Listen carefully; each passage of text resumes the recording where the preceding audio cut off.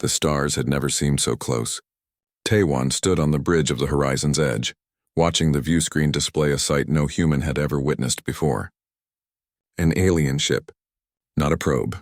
Not a distant signal. An actual vessel from another civilization, hovering just 3 kilometers away.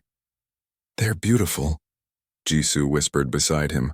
The military strategist rarely showed emotion, but today was different. Today changed everything. The alien ship looked like a massive crystal grown in space. Light bent around its surface in ways that hurt to watch for too long. Taewon had studied xenobiology his entire career, dreamed of this moment since childhood, but nothing prepared him for the reality of it. "Open the channel," he said, his voice steadier than he felt. The view screen flickered. An alien face appeared. Taewon's breath caught. The creature had 6 eyes arranged in a triangle pattern. Its skin looked like living crystal, refracting light into rainbow patterns. A translated voice came through the speakers, mechanical but clear. "I am Commander Raxil of the Vorath Empire. We welcome you to the galactic community." Taewon smiled. "I am Taewon of Earth. We are honored to meet you." The next 3 hours felt like a dream. Raxil explained that the Vorath Empire consisted of 6 different species living in peace across 40 star systems. They had detected Earth's first faster-than-light test and came to investigate. They seemed genuinely happy to find another intelligent species. "We have much to learn from each other," Raxil said. His crystalline face seemed to shift, perhaps their version of a smile. "Would you accept an invitation to our nearest station? We can begin formal talks there." Taewon looked at Jisoo. She nodded. "We would be honored," he replied. The journey to the Vorath station took 2 days. During that time, both sides exchanged basic information. Taewon learned that the Vorath species were silicon-based, not carbon-based like humans. They consumed minerals and absorbed energy from light. The concept of eating plants or other living things was completely foreign to them. "We grow in mineral baths," Raxil explained during one conversation. "We absorb what we need and release what we do not. It is efficient and clean." Taewon found this fascinating. Life had found such different paths in the universe. On Earth, everything ate something else. The food chain was fundamental to existence. But here, life had evolved in a completely different direction. The Vorath station was enormous. It looked like a city made of glass and crystal floating in space. As the horizon's edge docked, Taewon felt excitement building in his chest. This was the beginning of something incredible. The first day of meetings went perfectly. The Vorath were curious about Earth, about human culture, about how humanity had achieved space travel. Taewon answered every question with enthusiasm. Jisoo discussed potential trade agreements. Everyone seemed optimistic about the future. Then came the dinner hour. Taewon had not thought about it. After 6 hours of intense discussions, he was hungry. The human delegation retired to their quarters on the station. The Vorath had provided them with a comfortable space. The walls were transparent, showing the stars beyond. "I'm starving," Jisoo said, stretching. "Let's break out the rations." Taewon pulled out the meal packets from their supplies. Standard space food, protein bars, dried fruit, vacuum-sealed rice, and vegetables. Nothing fancy but filling. The delegation of 12 humans sat together and began eating. That was when Commander Raxil entered. The Vorath commander had come to invite them to observe a mineral absorption ceremony, a cultural practice he wanted to share. But he stopped in the doorway, all 6 of his eyes fixed on the humans eating. "What are you doing?" His voice came out sharp, almost frightened. Taewon looked up, confused. "We're eating. We need to consume nutrients. Did we break a protocol? Should we have asked permission to eat here?" "Eating," Raxil repeated. He moved closer, his crystalline body rigid. "That substance. What is it? This?" Taewon held up a piece of dried apple. "It's fruit. From a plant. And this is rice. Also from a plant. This is protein from animals we farm." Raxil's entire body seemed to freeze. When he spoke again, his voice was different, cold. "You consume organic matter. Dead organic matter. Yes?" Taewon stood slowly, sensing danger but not understanding it. "That's how we survive. We eat plants and animals. Our bodies break them down for energy." "Is something wrong?" Raxil backed away. "You kill living things and consume their bodies." "Well, yes, but you are abominations." Raxil's voice rose. "You are Death Eaters, corruptors of life." Jisoo stood now too, her hand moving toward her sidearm. "Commander, I think there's been a misunderstanding. This is normal for our species. This is how we evolved. Evolved? Raxel seemed horrified. You evolved to consume death itself? We evolved to eat other organisms, yes, Taewon said carefully. Every animal on Earth does this. Every human. We cannot survive any other way. Raxil turned and left without another word. Within the hour, everything fell apart. More Vorath arrived, but they were soldiers now, not diplomats. They surrounded the human quarters. Raxil's voice came through the communication system. The Vorath Empire has concluded that humanity is a threat to all civilized life. You are a species of death. You corrupt the natural order. You will be escorted back to your vessel and ordered to leave this space immediately. Wait, Taewon shouted. Please let us explain. This is just biology. We're not monsters. This is just how we survive. No species in the known galaxy consumes death, Raxil replied. No species feeds on corruption. You are unique in your horror. The Empire cannot allow such an abomination to spread. The humans were forced back to their ship. Jisoo tried to argue, tried to make them understand, but the Vorath would not listen. They looked at humans the way humans might look at something diseased and dangerous.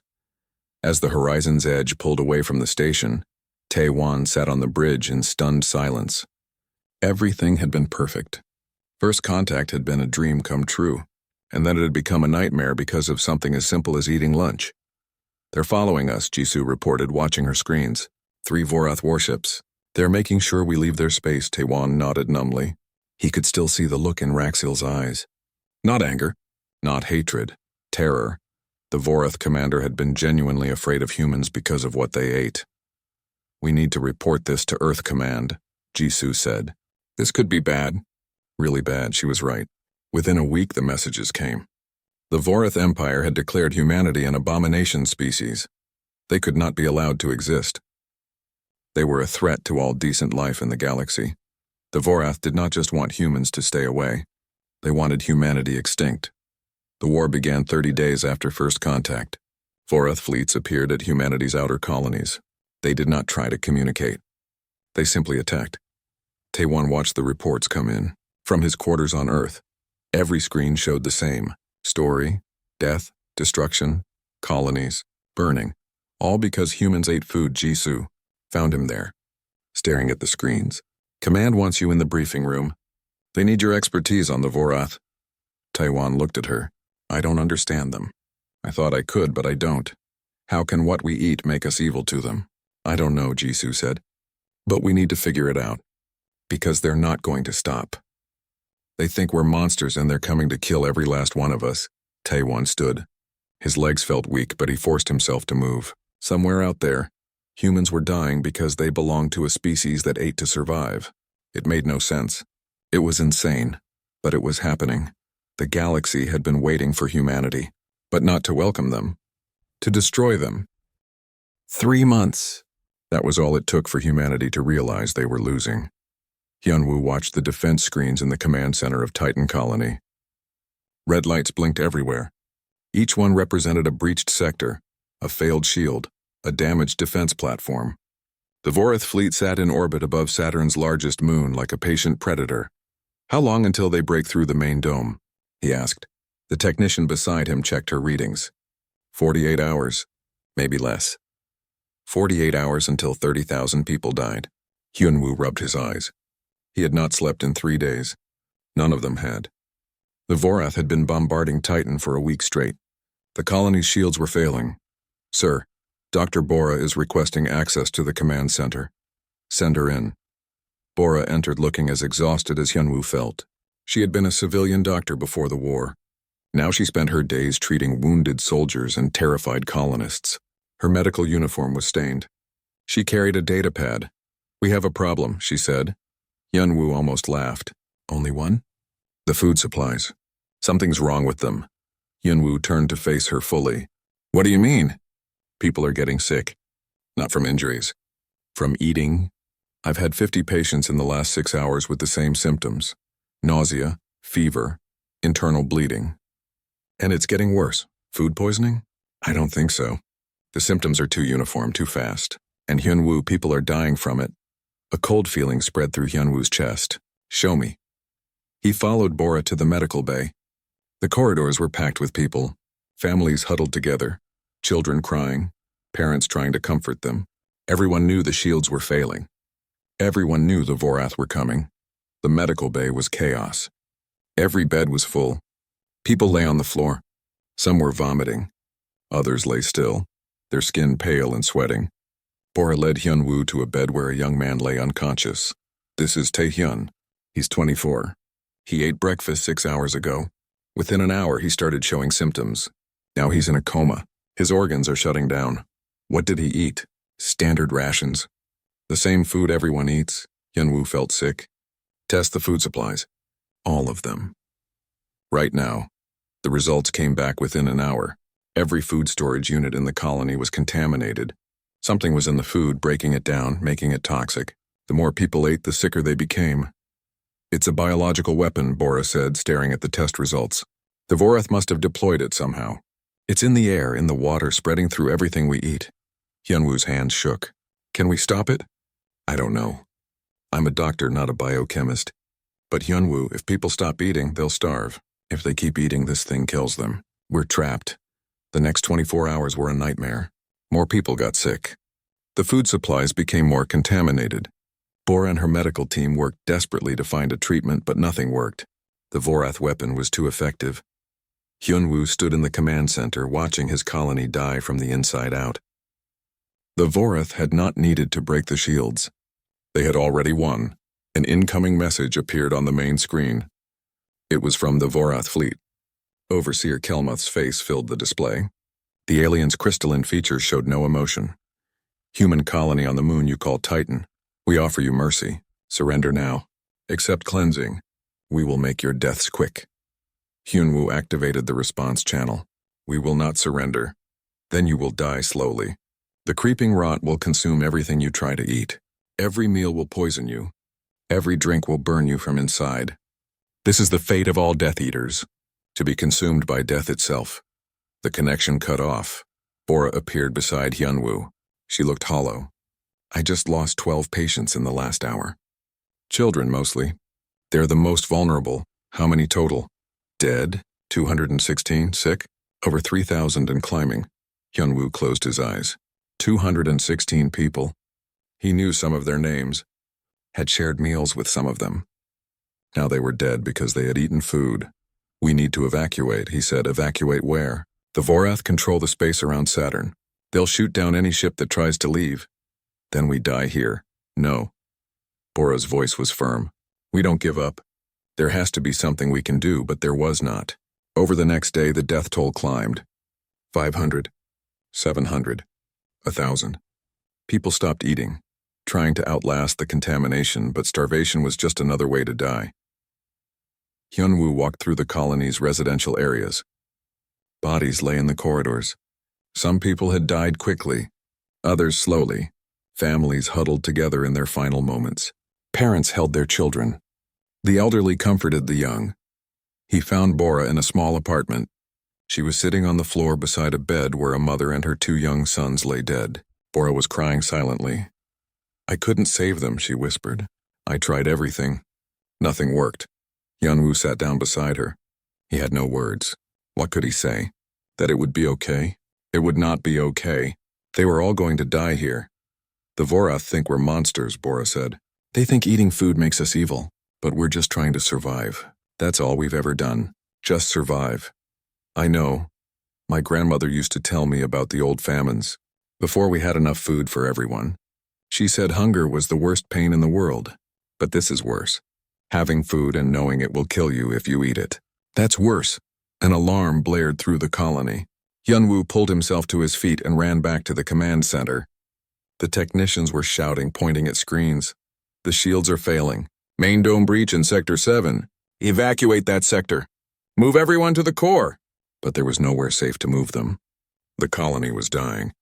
The shields were collapsing. And the Vorath were preparing to land. Hyun-woo activated the emergency broadcast system. His voice echoed through every speaker in the colony. This is Coordinator Hyun-woo. I need everyone to listen carefully. The shields are failing. We don't have much time. Those who can move, head to the core sectors. Those who can't, stay where you are. We're not giving up. We're going to fight until the end. But even as he said the words, he knew they were hollow. What fight did they have left? Half the colony was sick or dying. The other half was starving. The Vorath had already won. Bora stood beside him. She touched his arm. Earth Command is sending evacuation ships. They'll be here in 6 hours. The Vorath will shoot them down. Maybe, but at least someone's trying to help. The next 6 hours felt like years. The Vorath did not land. They simply waited in orbit, watching the colony tear itself apart from within. The creeping rot continued spreading. More people died. The count reached 1,500. Then 2,000. When the evacuation ships arrived, the Vorath did exactly what Hyunwoo expected. They opened fire. 3 ships exploded before they could even enter Saturn's gravity well, but 5 others made it through. They landed at Titan's spaceport, loading people as fast as they could. Hyunwoo and Bora helped carry the sick onto the ships. Children who could barely breathe, adults delirious with fever, the elderly who had given up hope. They crammed everyone they could into the vessels. "You need to go," Hyunwoo told Bora. "Get on a ship." "What about you?" "I'm the coordinator." "I go last." Bora grabbed his arm. "There won't be room for everyone." You know that. He did know. The math was simple. 5 ships, 30,000 people. Not everyone would survive. The Vorath attacked the spaceport. Energy weapons tore through the dome. The first evacuation ship exploded on the landing pad. The second made it into the air but was destroyed within seconds. The third, fourth, and fifth ships managed to escape, carrying 15,000 people to safety. 15,000 survived. 15,000 did not. Hyunwoo stood in the ruins of the spaceport watching the ships disappear into the black sky. Bora stood beside him. She had refused to leave. "So this is how we die," she said quietly. "Trapped on a poisoned moon surrounded by aliens who think we're evil for eating food." Hyunwoo looked up at the stars. Somewhere up there, Earth continued spinning. Humanity continued fighting. But here on Titan, the war was over. The Vorath landed an hour later. Their soldiers moved through the colony, checking for survivors. They found Hyunwoo and Bora in the command center, along with 50 others too sick or too stubborn to run. Overseer Kelmoth entered the room. His crystalline body reflected the emergency lights. "The creeping rot is our greatest achievement," he said. "It targets only species that consume organic death. You brought this fate upon yourselves, Death Eaters." Hyunwoo said nothing. There was nothing left to say. Titan colony had fallen, and this was just the beginning. Dr. Youngmi stared at the Vorath specimen floating in the containment field. The alien soldier had been captured 3 weeks ago during a failed raid on the research station. It hung suspended, unconscious but alive, its crystalline body slowly rotating in the zero-gravity chamber. "Increase the organic compound concentration by 0.5%, she said. Her assistant, a young technician named Ki-jun, adjusted the controls. A fine mist sprayed into the chamber. The Vorath's body immediately began to shake. Its crystalline surface darkened. Cracks appeared along its limbs. "It's going into shock again," Ki-jun reported. "Neural activity spiking. Should I stop?" "No, hold for 30 seconds. I need to see the full reaction." Youngmi watched carefully, taking notes. The Vorath specimen convulsed. Its 6 eyes opened, showing pure panic even through the sedatives they had given it. Then Ki-jun shut off the mist and slowly the creature stabilized. "Every time," Youngmi muttered. "Every single time. Even trace amounts cause extreme reactions." The door to the lab opened. Taewon entered, followed by a military officer named Dae-hyun. Youngmi had not seen Taewon since before the war started. He looked older now, tired. The man who had been so excited about first contact was gone. This version of Taewon had seen what that contact had cost. "Show me what you found," he said without greeting. Youngmi pulled up her research on the main display. Charts and graphs filled the screen. The Vorath and all the other species in their empire share one critical trait. They're all extremely sensitive to organic decomposition. Not just sensitive. It's lethal to them. "Explain it simply," Dae-hyun said. "I'm military, not a scientist. Everything that dies breaks down. That's decomposition. When plants die, when animals die, bacteria break them down. That process creates certain compounds. These compounds are everywhere on Earth, in soil, in water, in air. Humans evolved alongside them. We're not bothered by them at all. But to the Vorath?" She pointed at the specimen. "These compounds are pure poison." Taewan stepped closer to the display. The things we eat produce these compounds. Exactly. When we digest food, when we ferment things, when we cook, all of it creates the exact compounds that kill the Vorath. That's why they think we're abominations. We don't just tolerate what kills them. We seek it out. We eat it on purpose. So their fear isn't just cultural, Taewan said slowly. It's biological. They're terrified of us because we're literally made of poison from their perspective. Yes. And it gets worse. Young-mi pulled up another chart. Remember the creeping rot? Their bioweapon that devastated Titan colony. Daehyun's face darkened. He had lost friends at Titan. I've been analyzing samples, Young-mi continued. The creeping rot is a bacterial compound. It's designed to speed up decomposition in organic matter. To them, it's the ultimate weapon. It turns our food into concentrated death. But, Taewan prompted, sensing there was more. But it's just bacteria. Specifically, it's almost identical to bacteria humans have been eating for thousands of years. The same kind we use to make fermented foods. The room went silent. You're saying their ultimate weapon, Daehyun spoke carefully, is something we eat? Not exactly the same strain, but close enough. I tested it myself. Consumed a small amount in controlled conditions. I had minor stomach discomfort for about an hour. That's it, Taewan sat down heavily. They killed thousands of people at Titan with something that gives humans a stomachache. They didn't know, Young-mi said. To them, the creeping rot is instant death. They assumed it would be the same for us. They have no frame of reference for species that evolved eating bacteria. Daehyun paced the lab. Can we weaponize this? If their compounds poison them, can we use that? Young-mi hesitated. Theoretically, yes. I've been working on concentrating certain organic compounds. Fermented soybeans produce some of the most potent ones. If we could turn that into an aerosol weapon, do it, Daehyun interrupted. It's not that simple. We'd be deliberately using our biology as a weapon. We'd be becoming the monsters they claim we are. They're already killing us, Daehyun said harshly. Titan colony, Mars station, the Europa outpost. Thousands dead. Tens of thousands. And you're worried about being monsters? I'm worried about what we become, Young-mi replied. If we do this, we cross a line. We turn food into weapons, life into death. Isn't that exactly what they accuse us of? Taewan stood up. They started this war because they misunderstood us. If we respond by using chemical weapons derived from our food, we'll prove them right. We'll prove we are the Death Eaters they fear. But we can win, Daehyun insisted. Your research shows it. We have a biological advantage they can't overcome. We can end this war. The three of them stood in silence, the moral weight of the decision hanging between them. Young-mi spoke first. I need to run more tests. If we're going to do this, I need to understand the effects completely. I won't unleash something without knowing exactly what it does. Over the next 2 weeks, Young-mi worked constantly. She tested different compounds on captured Vorath specimens. She studied their biology, looking for vulnerabilities. Taewan assisted her, his xenobiology expertise proving valuable. They learned that the Vorath nervous system was particularly sensitive to certain fermented compounds. It's like nerve gas to them, Young-mi explained to the research team, but not fatal. It overwhelms their senses, causes pain, forces them into a kind of shock. They'd be incapacitated but alive. How long does it last? Taewan asked. Hours. Maybe days, depending on the concentration. Daehyun attended every briefing. He reported everything back to military command. Young-mi knew what was happening. The military was preparing to use her research as a weapon. She tried not to think about it too much. She focused on the science, not the implications. But late at night, alone in her lab, she thought about the Vorath soldier in the containment chamber. It was awake sometimes now, watching them through the transparent walls. It could not understand human language, but Young-mi saw intelligence in its eyes. Fear, too. She wondered what it thought about. Did it have a family, friends? Did it know it was hundreds of light years from home, a prisoner in a strange place? Did it understand why humans were studying it? You think we're monsters, she said to it one night. Maybe you're right.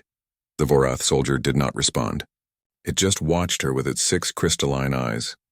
A month after Young-mi had started her research, Daehyun brought her to a secure briefing room. Military officials filled the space, generals, admirals, intelligence officers. They all turned to look at her as she entered. Dr. Young-mi, the admiral at the head of the table, said, Your research has been reviewed. Command has decided to proceed with weaponization. We need you to produce enough of your compound to equip our forward fleets. How much? Young Mai asked, her voice hollow. Enough for a major offensive. We're taking the fight to the Vorath. We're going to show them what humans are capable of. Young Mi looked at Tae-wan. He sat in the corner, his face unreadable. Is this really what we want to do? She asked the room. We're losing the war, the admiral replied. In 6 months, the Vorath will reach Earth. We need to stop them. Your weapon is our best chance. It's not a weapon. It's fermented soybeans. It's a weapon when we use it as one. Young Mi wanted to argue, wanted to refuse. But she looked around the room and saw desperation in every face. These were people trying to save their species. How could she deny them? I'll need lab space, she finally said.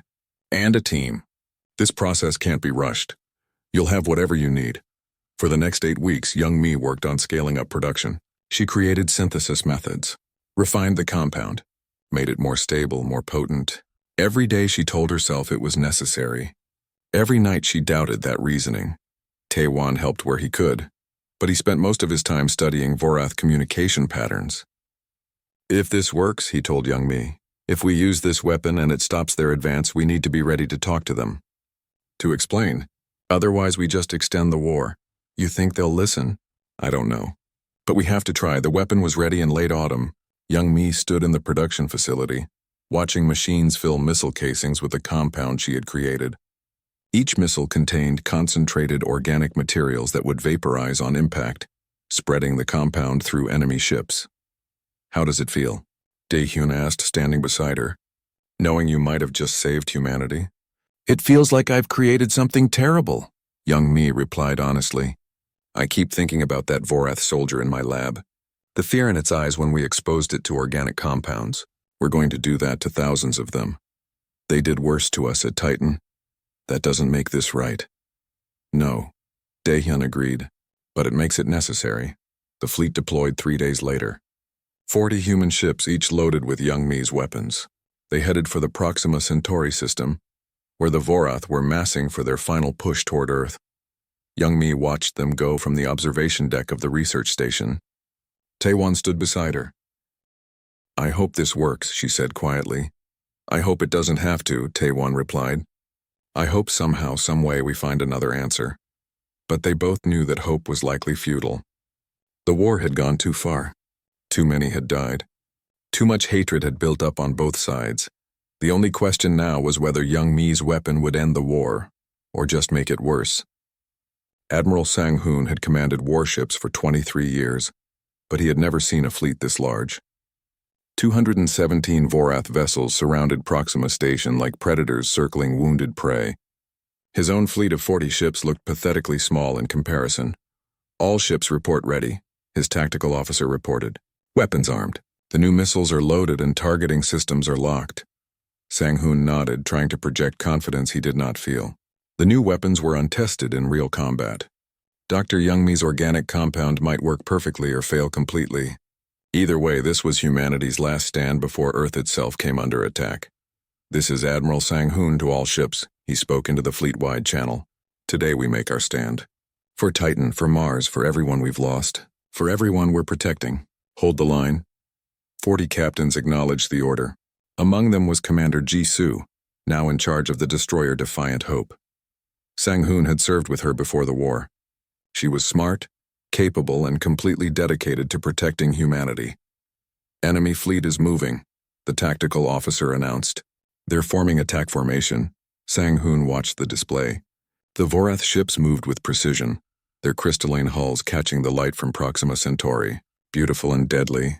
At the center of their formation was the flagship of High Archon Zurvan, the Vorath Supreme Commander. A massive vessel 3 times the size of any human ship.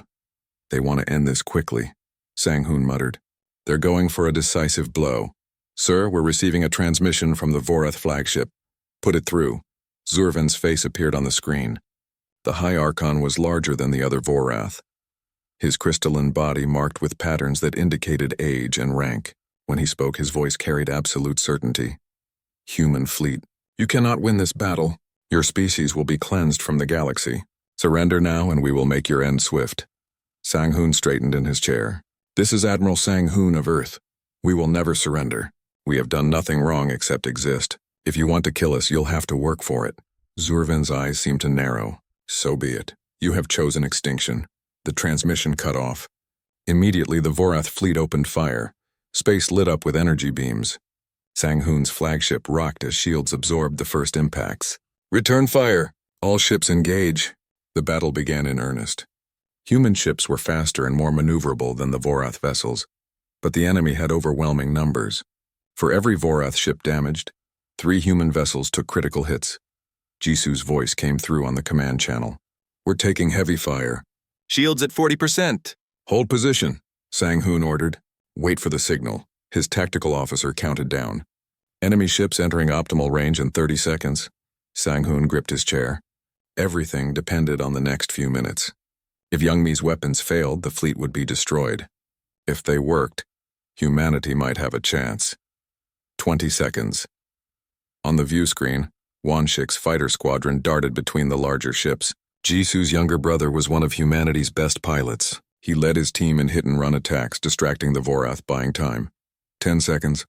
All ships, Sang-hoon said calmly. Prepare to fire organic payload missiles. Target the enemy flagship and capital ships. 5 seconds. Fire. 40 human ships launched their new weapons simultaneously. 160 missiles streaked toward the Vorath fleet. They looked like standard weapons, nothing special, nothing that would change the course of the war. The Vorath point defense systems activated, shooting down many of the missiles. But some got through. They impacted against the shields of the Vorath capital ships and exploded. But these explosions were different. Instead of fire and force, they released clouds of vapor. The organic compound Youngmi had created dispersed into space, clinging to the Vorath ship's shields, seeping through the energy barriers into the vessels themselves. For a moment, nothing happened. Then the Vorath flagship's lights flickered. Its weapons stopped firing. The massive ship began to drift, its engines cutting out. It's working, the tactical officer whispered. It's actually working. Across the battlefield, Vorath ships began to falter. Some stopped dead in space. Others spun out of control. A few continued fighting, but their movements were erratic, desperate. What's happening to them? Sang-hoon demanded. Life support readings are spiking on the enemy ships. Their crew compartments are saturated with the organic compound. The Vorath inside must be in agony, Jisu's voice cut in.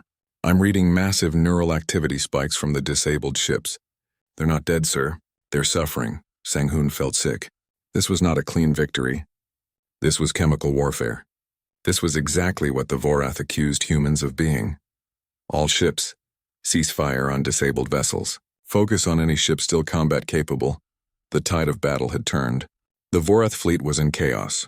Ships that were still functional tried to retreat, but they were too slow. Wanshik's fighters harried them, preventing escape. The human capital ships methodically disabled the remaining threats. Within an hour, it was over. The Vorath fleet was destroyed or disabled. Not a single human ship had been lost. We won, the tactical officer said, disbelief in his voice. We actually won, but Sang-hoon felt no triumph. On the view screen, he could see Vorath ships drifting helplessly, thousands of alien soldiers inside, probably writhing in pain from exposure to what humans considered food ingredients. Board the flagship, he ordered. I want to see what we've done. Jisu volunteered to lead the boarding team. Sang-hoon wanted to refuse, but she was the best choice for the mission. Her ship launched a boarding pod that clamped onto the Vorath flagship's hull. Sang-hoon listened through the audio feed as Jisu and her team cut through the airlock. They entered the ship cautiously, weapons ready. The corridors are empty, Jisu reported. Wait, I hear something. The sound that came through the feed was horrible. A high-pitched keening noise like metal scraping against metal, but organic. Alive. Suffering. Moving toward the bridge, Jisu said. Her voice was tight. The compound is everywhere. The air is thick with it. More sounds came through. The keening grew louder. Multiple voices if the Vorath had voices. The sound of an entire ship crew in distress. We're at the bridge. Going in. Silence for a moment. Then Jisu's voice, quieter now. Sir, you need to see this. The video feed activated. Sang-hoon's screen showed the bridge of the Vorath flagship. Dozens of Vorath soldiers lay scattered across the floor. Their crystalline bodies were darkened, cracked, trembling. Some were still moving, but barely. Others lay completely still. At the center of the bridge, High Archon Zurvan sat in his command chair. The massive alien's body was covered in fractures. All 6 of his eyes were open, staring at Jisu's team. When he spoke, his translator barely worked. "You are death incarnate." Jisu moved closer. "We didn't want this.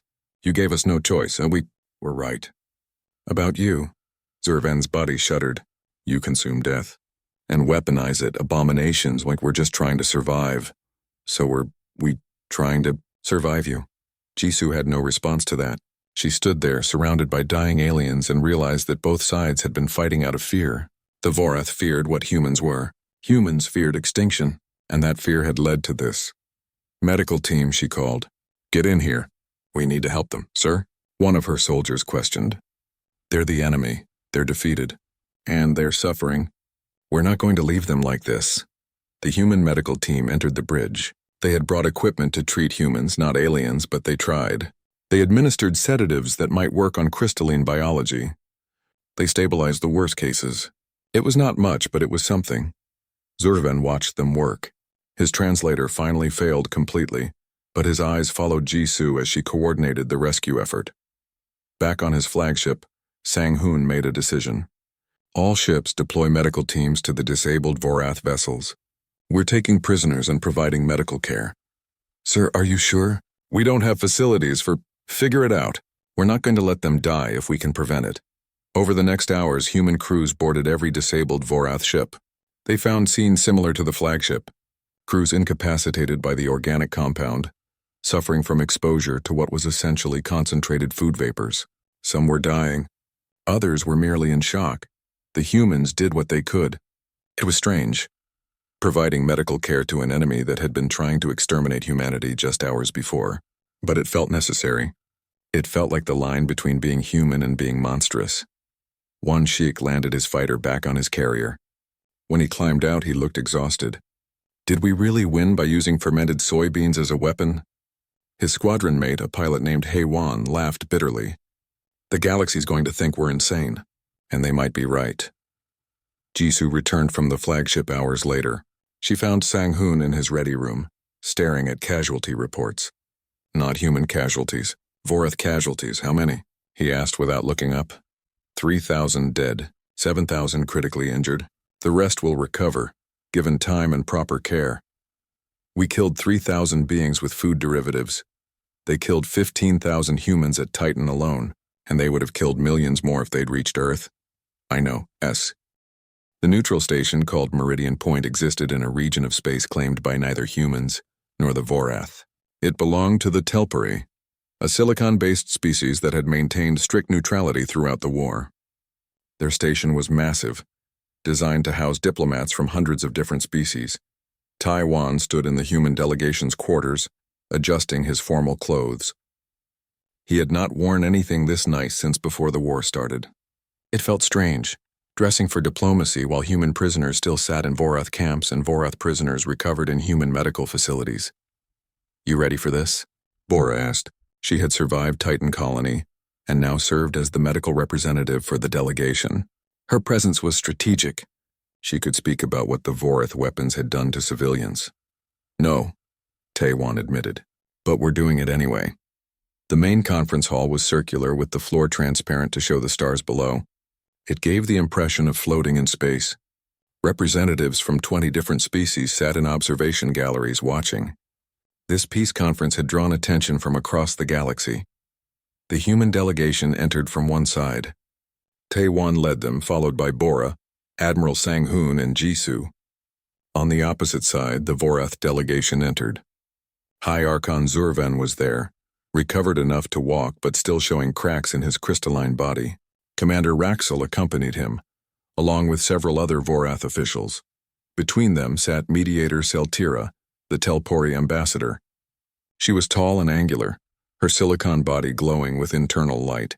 When she spoke, her voice resonated through the hall.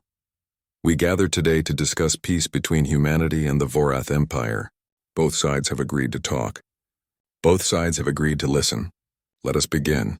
Zurvan stood first. His translator worked perfectly now, though his voice still carried the pain of his injuries. "The Vorath Empire demands humanity's immediate surrender. You have proven yourselves to be exactly what we feared, Death Eaters who weaponize the very essence of corruption. You attacked our fleet with biological agents so vile, so fundamentally wrong, that thousands of our people still suffer from exposure. This is not warfare. This is abomination. Murmurs rippled through the observation galleries. Taewon felt anger rising but forced it down. Getting emotional would not help. The Vorath started this war, he replied, standing. You declared humanity an abomination because we eat food. You attacked our colonies without provocation. You deployed bioweapons at Titan Colony that killed thousands of civilians, children, elderly, people who had nothing to do with the war. And now you demand our surrender. You consume death. Zurvan's voice rose. Every species in this galaxy survives through peaceful means. Photosynthesis, mineral absorption, energy conversion. But humans? You kill living things and eat their corpses. You breed animals just to slaughter them.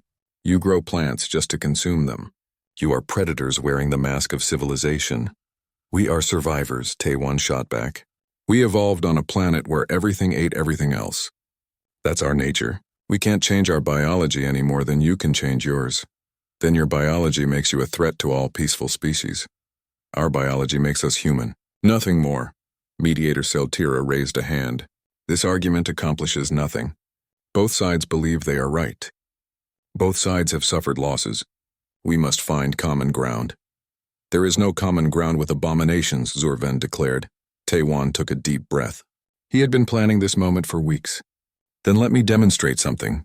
Mediator Seltira, would it be possible to obtain a sample of the Vorath bioweapon called the Creeping Rot? The hall went silent. Bora looked at him in alarm. Even Admiral Sang-hoon seemed surprised. Zurvan's eyes focused on Taewon. Why would you want that? To weaponize it?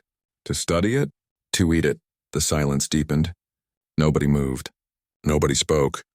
You're insane, Raxel finally said. The Creeping Rot is death to all organic life. It killed thousands at Titan. It killed thousands because you didn't understand how humans work, Taewon replied. You assumed we were like you. You assumed what kills you would kill us. But we're not like you. And I'm going to prove it. Mediator Seltira considered this. High Archon Zurvan, will you provide a sample of the Creeping Rot? This is madness. I will not be responsible for a human suicide in front of the galaxy. Then you admit you're afraid of what I might prove, Taewon said. Zurvan's body seemed to darken with anger. Fine, if the human wants to die, let him die. Perhaps then his species will understand the futility of their existence. A Vorath aide brought a sealed container. Inside was a dark substance that seemed to move on its own. The Creeping Rot. The bioweapon that had devastated Titan Colony. Every human in the room tensed at the sight of it. Taewon, Bora whispered urgently. Are you sure about this? Dr. Youngmi tested it. I reviewed her research. This should work. Should? Trust me. Mediator Seltira placed the container on a table between the delegations. Human Delegate Taewon, I must advise against this action. The consequences could be fatal. I understand. I'm proceeding anyway. Taewon approached the table. The Vorath delegation backed away instinctively. Even the observation gallery seemed to lean forward, everyone watching. He requested a standard human food ration. Plain rice, vacuum sealed. He opened the package and deliberately contaminated it with the Creeping Rot. The dark substance spread through the rice like oil on water. This is what you deployed at Titan Colony, Taewon said, holding up the contaminated food. This is what killed thousands of my people. You believed it was the ultimate weapon, a substance so toxic that any species consuming organic matter would die within hours of exposure. That is correct, Zurvan confirmed. And you are about to prove us right? No. I'm about to prove you fundamentally misunderstand humanity. Taewon brought the contaminated rice to his mouth. Bora grabbed his arm. Taewon, wait. We should have medical equipment ready. We have medical equipment, but I won't need it. He ate the contaminated rice, the hall erupted. Vorath delegates recoiled in horror. The observation galleries gasped. Seltira's body flared with light. Only the human delegation remained calm, though Taewon could see the worry in their eyes. He chewed slowly, swallowed, then took another bite. And another. He finished the entire contaminated portion while the galaxy watched. How do you feel? Bora asked quietly, her medical scanner already out. Fine, completely normal. Minutes passed. 5, 10, 15. Taewan stood there, showing no signs of distress. No pain, no illness, nothing. Zurvan moved closer, all 6 eyes fixed on Taewan. This is impossible. The creeping rot is instant death to any species that consumes organic matter. No, Taewan replied. It's instant death to species like yours. Species that never evolved to handle bacteria.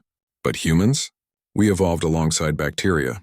We have trillions of bacteria living in our bodies right now. We need them to survive. What you call the creeping rot is just another bacteria to us, similar to ones we've been eating for thousands of years.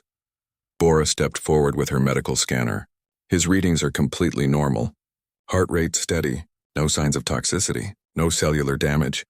This cannot be, Zurvan said, but his voice had changed. The certainty was gone.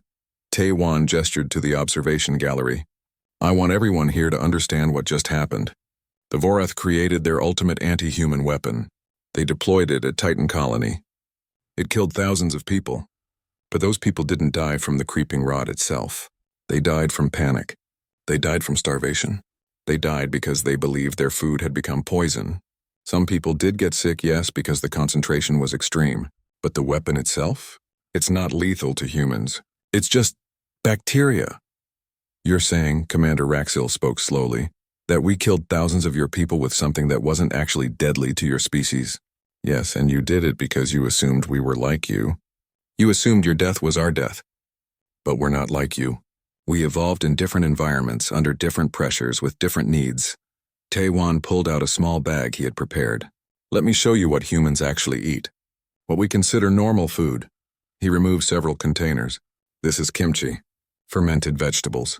We create it by encouraging bacterial growth. Then we eat those bacteria along with the vegetables. It's thousands of years old as a food preservation method. He opened another container. This is cheese, made from milk that's been treated with specific bacteria and molds. We age it for months or years to develop stronger flavors. Another container. This is yogurt, milk fermented with bacterial cultures. We eat it for health benefits, a bottle.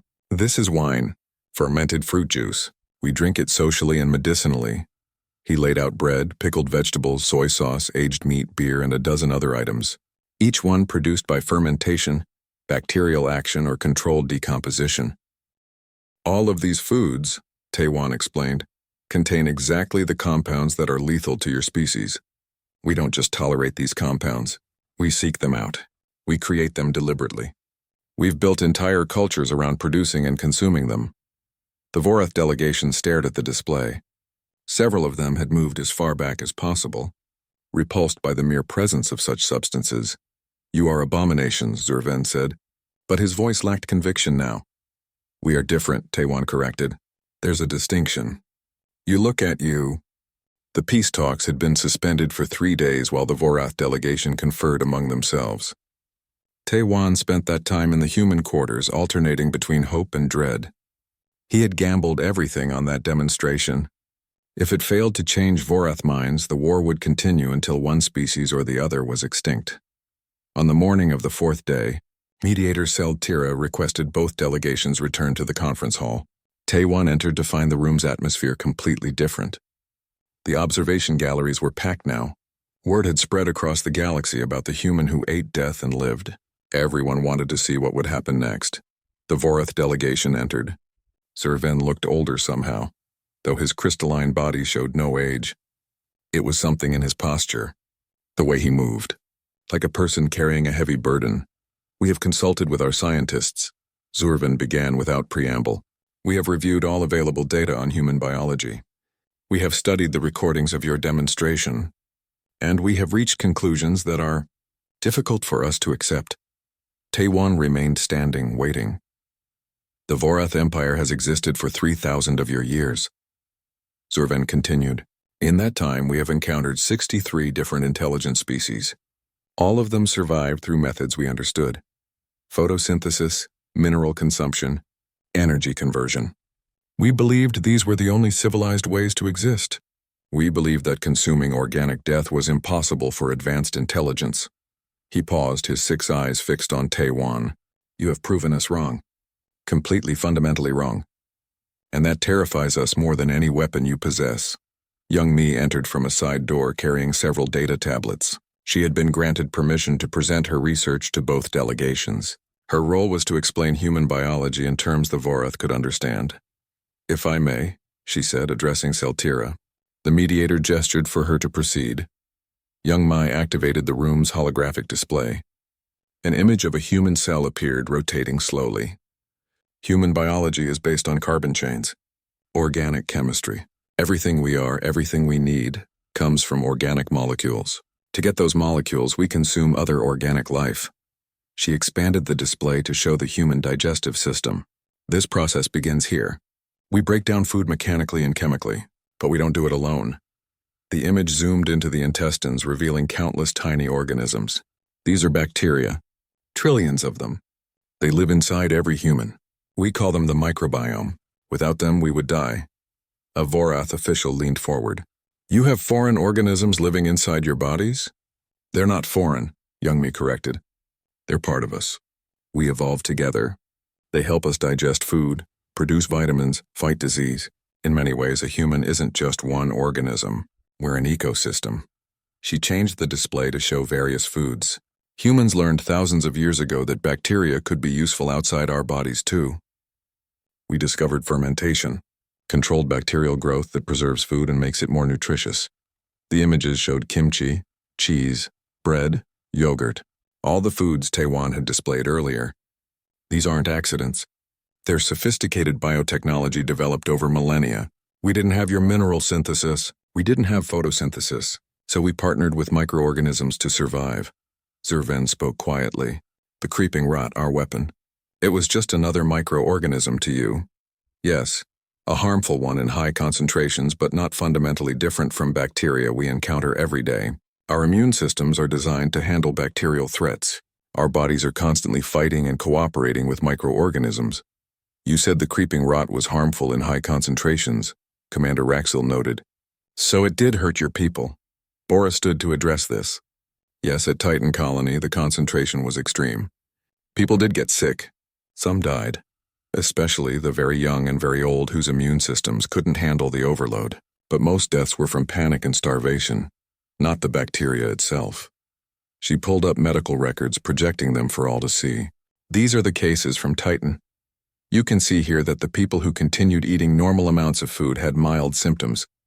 Those who stopped eating entirely starved. Those who rationed carefully survived until evacuation.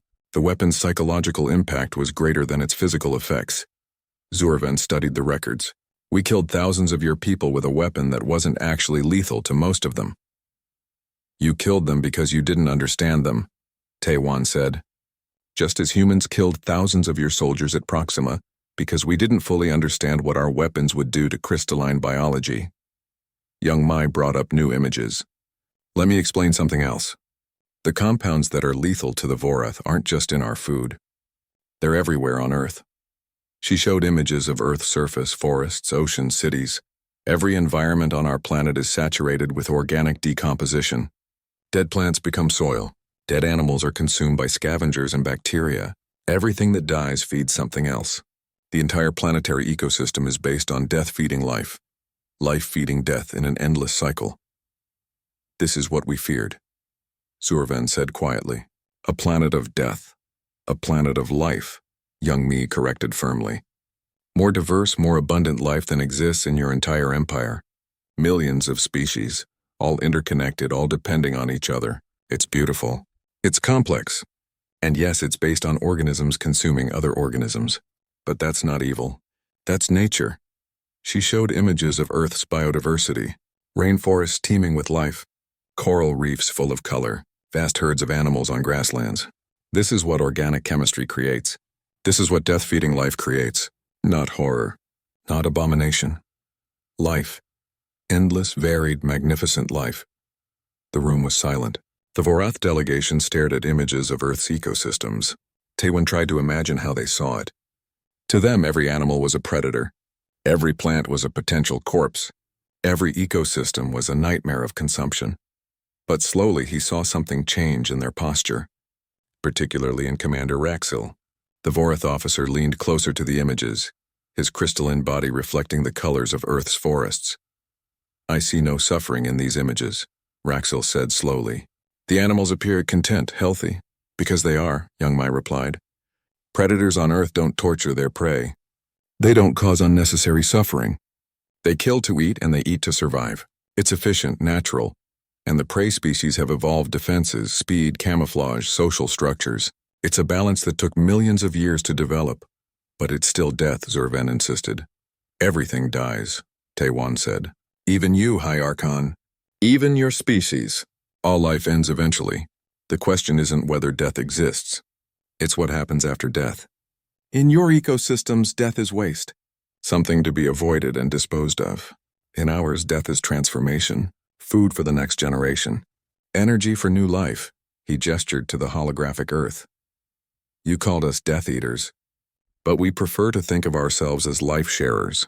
We consume death and transform it into life. Our bodies, our children, our civilizations, all built from the recycled materials of those who came before. Young Mi added, and we're not unique in the universe. Carbon-based organic consuming life might be common. You've just never encountered it before because your empire expanded in a region where silicon-based life dominated. But there are millions of stars you've never visited, billions of planets you've never explored. How many of them might harbor life like Earth's? The Vorath delegation exchanged glances. Clearly this possibility had not occurred to them. Are you suggesting, one Vorath official asked, that we might encounter other species like humanity? It's likely, Young Mi confirmed. And if you react to all of them the way you reacted to us, you'll be fighting wars for the rest of your civilization's existence. Zurvan stood abruptly. We need to understand this. Truly understand it. Not just intellectually, but... He struggled for words. We need to see for ourselves. See what? Taewan asked. Your world, Earth. We need to observe this ecosystem you describe. See how it functions. Understand what makes your species what you are. This was unexpected. Admiral Sang-hoon immediately objected. You want access to Earth? After everything you've done? I want understanding, Zurvan replied. I want to see if it's possible for my species to accept yours. Because if it's not... He didn't finish the sentence, but everyone understood. If the Vorath couldn't accept humanity, the war would continue until one species was extinct. Taewan looked at Admiral Sang-hoon. They had not planned for this. Allowing Vorath visitors to Earth was an enormous risk, but refusing might doom the peace process.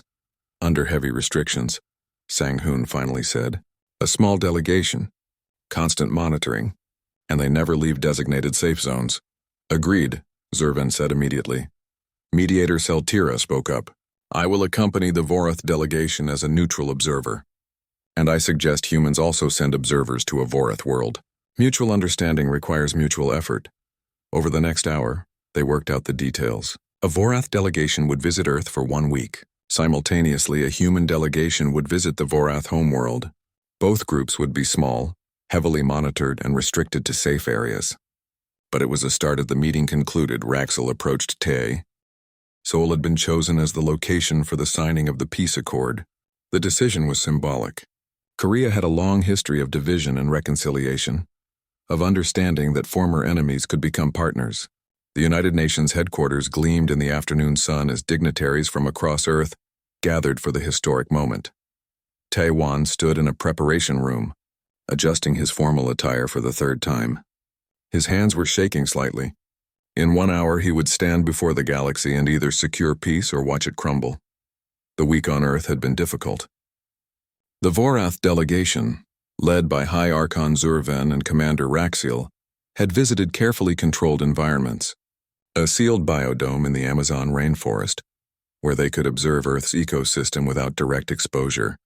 A laboratory where they watched bacterial cultures grow. A farm where they saw humans cultivating plants and raising animals. Raxiel had been fascinated. Zurvan had been disturbed. The other Vorath delegates fell somewhere in between. You're going to wear through that collar, Bora said, entering the room. She looked elegant in formal dress, though Taewan knew she would rather be in medical scrubs. I can't stop thinking about what Zurvan said yesterday. Bora's expression darkened. About how he still sees us as abominations? No, after that. He said, but perhaps abominations can still have value. That's not acceptance. That's barely tolerance. It's more than we had a month ago. It's enough to build on. The door opened again. Admiral Sang-hoon entered, followed by Jisoo and Won-shik. The siblings looked remarkably similar in their formal military uniforms. Both carried themselves with the confidence of people who had fought a war and survived. The Vorath delegation has arrived, Sang-hoon reported. They're in their sealed transport. Zurvan is requesting a private meeting before the ceremony. Taewon nodded. Just me? He specifically asked for you and Commander Jisoo. I'll allow it, but I'm posting guards outside the room. The meeting room was small, with a transparent barrier down the center. On one side, Taewon and Jisoo sat in standard atmosphere. On the other side, the Vorath had their preferred environment, free of organic compounds that might cause them distress. Zurvan looked different than he had at Meridian Point. His crystalline body had fully healed, the cracks sealed, but something in his posture seemed heavier, more burdened. Thank you for meeting with us, the High Archon said through the translator. Raxel stood beside him as always. What did you want to discuss? Jisoo asked, her tone professional but not friendly. She had lost people under her command. Forgiveness did not come easily to her. The week on your world has been... Zurvan paused, searching for words. Educational, disturbing, enlightening, all of these things. But, Taewon prompted, but I must be honest with you. The Vorath Empire is not united in this peace. Many of my people still believe humanity should be eradicated. They see the images from Earth and their fear only deepens. Jisoo leaned forward. Then why are we here? Why go through with this accord if your people won't honor it? Because I will make them honor it, Zurvan said firmly. Because I have seen enough of war.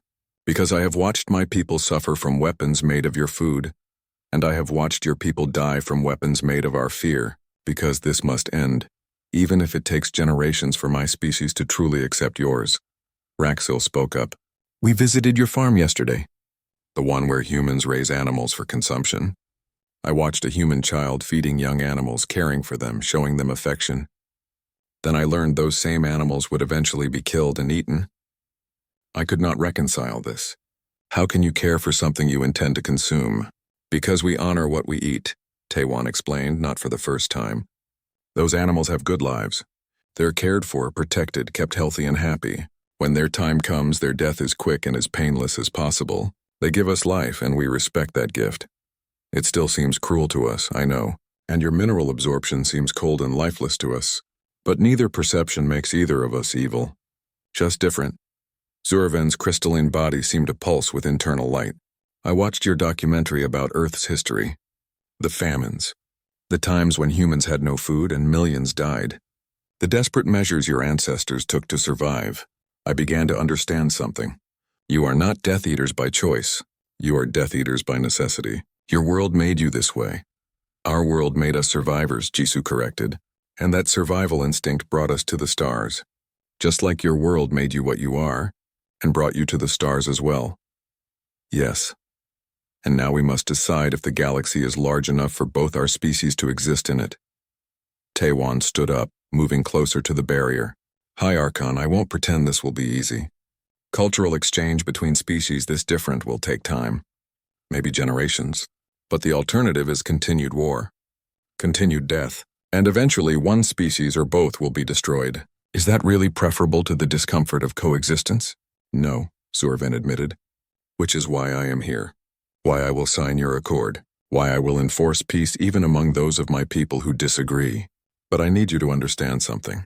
This peace is fragile. One incident, one misunderstanding, one human showing disrespect for Vorath sensitivity, and it could all collapse. The same is true from our side, Jisoo said. One Vorath attack, one violation of the treaty, and Earth's military will respond with overwhelming force. We've proven we can hurt you. Next time we won't be as restrained. I understand. Then we are agreed. Both sides will maintain strict protocols. Both sides will work toward understanding, and both sides will remember that peace, however uncomfortable, is preferable to extinction. The meeting ended shortly after. Taewon and Jisoo returned to the preparation room, where the rest of the human delegation waited. How did it go? Hyunwoo asked. He had survived Titan Colony and now served as a representative for the outer colonies, ensuring their voices were heard in the peace process. As well as could be expected, Taewon replied. They're going to sign. But Zurvan made it clear this is political necessity, not genuine acceptance. I'll take political necessity, Hyunwoo said bitterly. After what they did to Titan, they're lucky we're offering peace at all. Bora touched his arm gently. She and Hyunwoo had grown close during the recovery efforts after the siege. Peace isn't for them. It's for us. For the people who don't have to die in a war that never should have started. The ceremony began at exactly 3 in the afternoon. The main hall of the United Nations was filled with representatives from every human nation, along with alien observers from dozens of species. The Telpori had sent mediator Seltira to oversee the proceedings. Other species watched with interest, wondering if natural enemies could truly find peace. The human delegation entered first. Taewon led them, followed by Admiral Sang-hoon, Jisoo, Wonshik, Hyunwoo, Bora, and Youngmi. Each represented a different aspect of humanity's experience in the war: diplomacy, military, sacrifice, survival, mercy, science. The Vorath delegation entered through a sealed corridor, emerging into their protective environment on the other side of the hall. Zorven led them, his crystalline body reflecting the lights of 1,000 cameras. Raxel walked beside him, along with representatives from each of the 6 species that comprised the Vorath Empire. Mediator Seltira stood between them, her silicon-based body serving as neutral ground. We gather today to witness the end of a war that should never have begun. A war started by misunderstanding, fueled by fear, and perpetuated by pride. Today we choose a different path. The treaty was displayed on screens throughout the hall, translated into hundreds of languages. The terms were complex, covering everything from territorial boundaries to trade restrictions to cultural exchange programs. But the core was simple. Both sides agreed to stop killing each other. Zurvan spoke first. The Vorath Empire recognizes that humanity has the right to exist, regardless of how disturbing we find their biology. We acknowledge that this war was initiated by our fear and our ignorance. We agree to cease all hostile actions against human territories and to work toward mutual understanding. His words were carefully chosen, diplomatic, but Taewon heard what was unsaid. Zurvan still found humans disturbing, still believed organic consumption was fundamentally wrong, but he was choosing peace anyway. Sang-hoon spoke for humanity. The human race recognizes that the Vorath Empire acted out of genuine fear, not malice. We acknowledge that both sides have committed acts in this war that we regret. We agree to cease all hostile actions against Vorath territories and to respect the biological sensitivities of silicon-based life. Again, diplomacy. Both sides saying the right words while leaving room for the complicated emotions beneath. The signing was anticlimactic. Zorvan pressed his crystalline limb against a sensor, providing biometric confirmation. Sang-hoon did the same on the human side. Digital signatures recorded. Treaty sealed. War officially over. 1 year, 365 days since the peace accord had been signed in Seoul. Taewon stood at the viewing window of his embassy office on the Vorath homeworld, watching the crystalline city glitter in the light of its red sun. The architecture was breathtaking, all angular geometry and refracted light. Nothing organic, nothing that would decay, a perfect world for beings who feared death. Ambassador Taewon, his assistant, called from the doorway. Commander Raxiel is here for your weekly meeting. Send him in. Raxiel entered through the specially designed airlock that separated human and Vorath environments. He no longer wore full protective gear when meeting with Taewon. Just a breathing apparatus that filtered out organic compounds. It was progress, small but significant. The cultural exchange students arrived safely, Raxiel reported, settling into a seat designed for his crystalline physiology. 15 young Vorath are now on Earth, beginning their studies of organic ecosystems. And the human students here? How are they adapting? Well, better than I expected. Though several have expressed loneliness, living in a sealed environment, unable to touch anything outside, never seeing a natural organism. It's isolating for them, Taewon nodded. He understood that loneliness intimately. He had been on the Vorath homeworld for 8 months now, serving as Earth's first ambassador to the Empire. 8 months of living in a sealed compound, breathing recycled air, eating food shipped from Earth. 8 months of being surrounded by beauty he could never touch. I received a report from the Joint Research Facility on Titan, Taewon said, changing subjects. Dr. Youngmi says the work is progressing ahead of schedule. She's remarkable. The protective equipment she's developed allows my people to study organic matter without distress. Some young scientists are even expressing interest in visiting Earth without sealed transports. That's significant progress. Yes. Though the older generation remains skeptical. HFY Sci-Fi still refers to humans as necessary abominations in his speeches, but he refers to us as necessary. That's something. Raxel's crystalline body seemed to pulse with what might have been amusement. You always find the optimistic interpretation. Someone has to. They spent the next hour discussing various diplomatic matters, trade agreements, border disputes, a proposed joint military exercise to build trust between the fleets. Then, as always, Raxel asked about Earth. "Tell me about food again," he said. "I'm trying to understand it. For my people, energy absorption is efficient but solitary. We stand in lighter mineral baths alone with our thoughts. But humans, you gather together to eat. Make social events of it." Why, Taewon smiled. It was a question Raxel asked often in different variations. Because eating isn't just about nutrition for us. It's about community. Sharing food is how we show love, celebrate joy, comfort sadness. When humans gather around a table, we're not just feeding our bodies. We're feeding our social bonds. So the act of consumption becomes a form of connection. Exactly. In your culture, you connect through shared light baths and harmonic resonance. In ours, we connect through shared meals. Different methods, same goal. I think I'm beginning to understand. Not accept, not yet, but understand. After Raxel left, Taewon reviewed messages from Earth. One caught his attention immediately. It was from Young Mi, marked urgent. He opened the video message. Young Mi appeared on screen, standing in what looked like a laboratory. Beside her stood a Vorath scientist wearing the new protective equipment she had developed. "Taewon," Young Mi began, "I wanted you to be the first to know. We've had a breakthrough.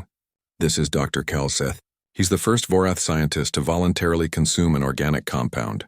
The Vorath scientist spoke, his translator clear. It was terrifying. "But Ambassador Taewon, you ate our deadliest weapon to prove a point. The least I could do was taste your simplest food to prove my commitment to understanding." "What did you eat?" Taewon asked the recording, knowing they couldn't hear him. "A single grain of rice," Young Mi continued. "Sterilized, processed, as safe as we could make it." And Dr. Kalseth experienced no adverse effects. In fact, his biology processed the organic compound without significant distress. The Vorath scientist added, "It was unpleasant. My sensory organs found the texture disturbing. But I survived. And more importantly, I learned something. Organic matter is not inherently evil. It's just matter. The fear is what we created, not what the universe intended." Taewon felt something shift in his chest. Hope, perhaps. Real hope that this piece might actually work. The message continued with technical details about the experiment, but Taewon's mind was already moving ahead. If one Vorath scientist could overcome their species' deepest fear, others might follow. And if enough Vorath could look at organic life without terror, genuine coexistence became possible. He composed a response immediately, congratulating Young Mi on the breakthrough and asking her to send detailed reports. Then he contacted Raxel again. "You need to see this," he said when the Vorath commander answered, "and you need to make sure HFY Sci-Fi sees it too." Meanwhile, on Titan, the joint research facility hummed with activity. Young Mi stood in the observation gallery, watching through reinforced glass as human and Vorath scientists worked side by side in their respective environments. They communicated through translators and screens, but they were working together, building something new. Dae-hyun joined her carrying 2 cups of coffee. He had retired from military service after the war and joined her research team.